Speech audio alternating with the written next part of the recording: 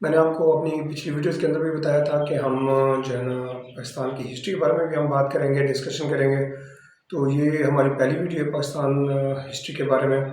तो ये हम 1947 से लेकर 2023 तक 22 तक हम ये इसकी डिस्कशन करेंगे।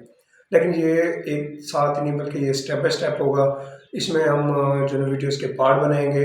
आज जो हम वो शुरू करना चाहते हैं कि सबसे पहले कि पाकिस्तान हिस्ट्री को डिस्कस करने से पहले या फर्स्ट कॉन्स्टिट्यूशन को डिस्कस करने से पहले हम पहले बात करेंगे कि कॉन्स्टिट्यूशन है क्या। यानी कॉन्स्टिट्यूशन को समझना बहुत ज़्यादा ज़रूरी है।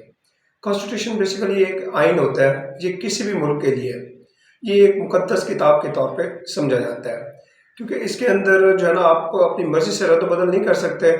इसके लिए आपको बाकायदा एक बहुत ज़्यादा पेपर वर्क की ज़रूरत होती है कि इसके लिए फ्रेमवर्क चाहिए होता है, और इसको पास कराने के लिए असम्बली से बाकायदा एक 2/3 मेजॉरिटी की ज़रूरत होती है। वरना उसके बगैर जो है ना ये कभी भी जो कॉन्स्टिट्यूशन की अमेंडमेंट होती है वो कभी भी नहीं हो सकती।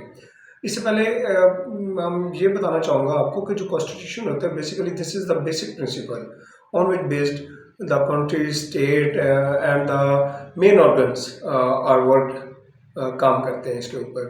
यानी कि इस असूल के बगैर हम जो है ना कोई भी मुल्क इसके ऊपर वो काम नहीं कर सकता। इसमें हम ये भी कह सकते हैं कि ये कंप्लीट लॉ होता है। इसे हम कंप्लीट लॉ भी कह सकते हैं। जो हमारा कॉन्स्टिट्यूशन होता है वो किसी भी मुल्क का हो चाहे। फिर उसके बाद आ जाती है इसकी कॉन्स्टिट्यूशन की 2 टाइप्स होती हैं, जिनमें एक रिटन कॉन्स्टिट्यूशन होता है, दूसरा अनरिटन होता है। अब रिटन कॉन्स्टिट्यूशन से मुराद ये नहीं होता कि ये रिटन फॉर्म में है तो इसलिए रिटन कॉन्स्टिट्यूशन है, और अनरिटन कॉन्स्टिट्यूशन से मुराद ये नहीं कि अगर वो रिटन फॉर्म में नहीं है तो इसलिए अनरिटन है।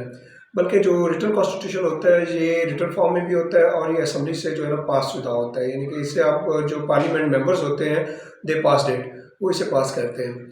उसके बाद ये जो है ना कोडिफाइड होता है। कोडिफाइड इसलिए हम कह सकते हैं इस टर्म में कि इसके जो है ना आर्टिकल्स होते हैं बाकायदा 240 50 वट एवर जो भी हों, तो ये होते हैं।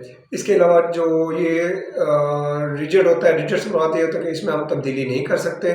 इसको तब्दील करने के लिए असम्बली से जो है 2/3 मेजॉरिटी बहुत ज़रूरी होती है, और उसके लिए बहुत ज़्यादा कोशिश करनी पड़ती है। इसलिए पेपर वर्क होता है और अदर प्लेटफॉर्म भी होता है। अब जो अनरिटन कॉन्स्टिट्यूशन होता है वो इसलिए अनरिटन नहीं होता कि जी वो वर्बली है या अनरिटन फॉर्म में है, नहीं, बल्कि वो भी रिटन फॉर्म में ही होता है। लेकिन उसमें फ़र्क सिर्फ ये होता है कि वो असम्बली से पास नहीं होता। वो इसलिए जो है ना अनरिटन कॉन्स्टिट्यूशन कहलाता है।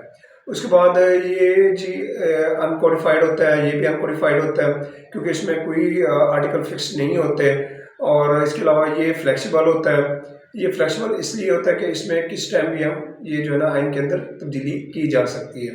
इसके लिए किसी 2/3 मेजॉरिटी की ज़रूरत नहीं होती। अब जो यूएसए का कॉन्स्टिट्यूशन है वो अनरिटन कॉन्स्टिट्यूशन है, और जो पाकिस्तान का कॉन्स्टिट्यूशन है वो रिटन कॉन्स्टिट्यूशन है।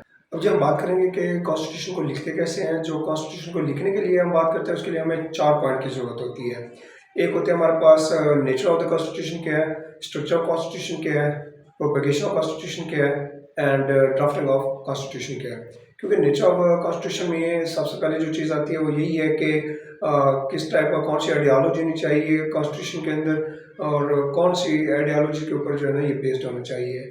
और इसके अलावा जो स्ट्रक्चर होता है कि इसमें कौन कौन से आर्गन्स होने चाहिए, और इस तरह फिर उसकी ड्राफ्टिंग और प्रोपेगेशन होती है। उम्मीद करता हूँ कि आपको ये वीडियो पसंद आई होगी।